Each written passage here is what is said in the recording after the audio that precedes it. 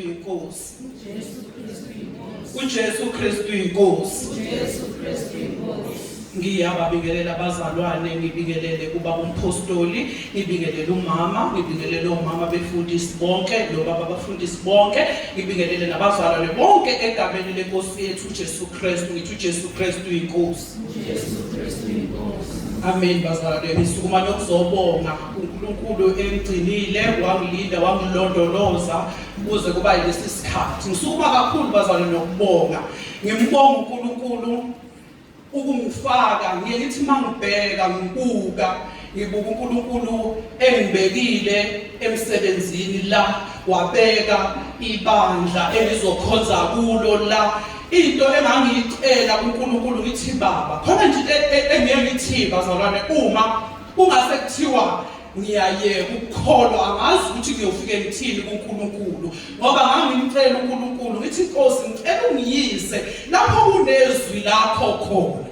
So liyayithi malingena noma ngingekho phakathi kwabazalwane, lifike izwi likaNkulunkulu kade kushukela kuvela lokho nalokho, ngithi ngiyabonga Nkosi. Ethi-ke ngithi kufikele ukuthi angazi ukuthi ngiyozilandulela ngithini. Ngiyakhumbula usuku, ngiyambonga uNkulunkulu engathi ngibona ebusuku, ngabona sengingena la entabeni, kuculwa kamnandi, kuthiwa ngingayisa ntoni kuye efanele ukumbonga, ukuthi ngiyokusuka kanjani ekufanele ukumbonga iqhubele langingenisa la ekhaya. Ngizwe indumiso yakhona engakade ngiyizwa ebusuku ukuthi ngiyophuma ngithini angazi, kodwa ngibonga uNkulunkulu ukuthi ungipha amandla usuku nosuku. Okunye-ke bazalwane engifuna ukubonga kuNkulunkulu, ngibonga ukuthi bazalwane ngiyaphila, kodwa kunento nje ekhona bazalwane, inhliziyo yami ayikho kahle, ayisebenzi kahle. Kwesinye isikhathi ngithi mangilala ebusuku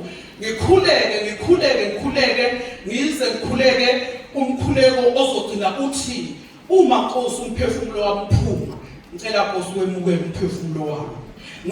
Lento khona lento siyasisho njalo sithi nakuba ngiyaphila kumusa kaNkulunkulu. Leyo nto ngiyizwa ukuthi yabona-ke isebenza ngempela, umusa kaNkulunkulu umuntu uyawubona. So bazalwane, inhliziyo, ukuphathwa inhliziyo akukho buhlungu, akukho, kodwa uyezwa ukuthi khona lento eshoyo, wena nje ungayithulela noma yini eshoyo, isho ilokhu ishilo ukuthi wena nje ungayithulela noma yini. So ngiyambonga kakhulu uNkulunkulu bazalwane ukuthi uyangiqinisa, uyangimisa. Ngiyabonga okunye futhi bazalwane, mina nginamntwana, ukhona umntwana wami osikhoza naye la, uyamukela ubefunda ugrade 12. So kufanele next year aye university. So ngakhuleka ngoMarch senza ama-application, ngathi Nkosi sengihambisa, ngathi Nkosi uyazi ngethembe wena ukuthi ungiphe ungivulele ithuba lokuthi ngithole umsebenzi ngimake ukuze le ngane ngizokwazi ukuyiqhuba iyofunda esikoleni. Nawe ngempela kuthe mayesekuya ama-application kwathiwa bawu-3 abantu abaqashiwe la esikoleni. Ngathi Nkosi ngiyethemba ngelami igama likhona.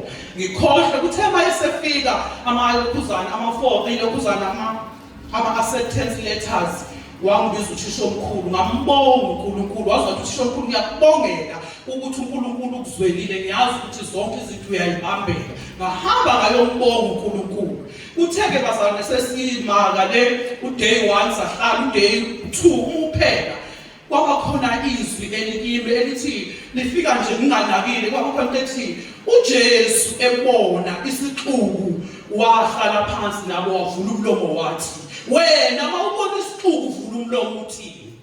Ngasukuma ngaleso sikhathi sekuyibreak, ngahamba ngayocela, ngathi ngiyacela ukuthi kukhulekwe, sivule umkhuleko njalo, ngavumeleka. Hayi bazalwane, ngambona uNkulunkulu esebenza, ngambona uNkulunkulu ekwenza lokhu nalokhu, ngambona beze besho bagcina sebebuza ukuthi ngikhonzabe, bathi siyambonga uNkulunkulu, sibonga nje uNkulunkulu ukuthi usilethele wena, ngoba izwi lezi elifikayo alikho isimo elingasitholi, akukho umuntu elingamtholi. So nje kusukela bazalwane, ngisukile lana ngihambile ngo-day 2, ngabe sengiyaqala ngibuzile ukuthi wena ngawubona isixuku uvula umlomo uthini? Bazalwane, ngiyambonga kakhulu uNkulunkulu, ngiyambonga uNkulunkulu uba phakathi kwenu. Inkosi yomusa inibusise nonke. uJesu Kristu inkosi.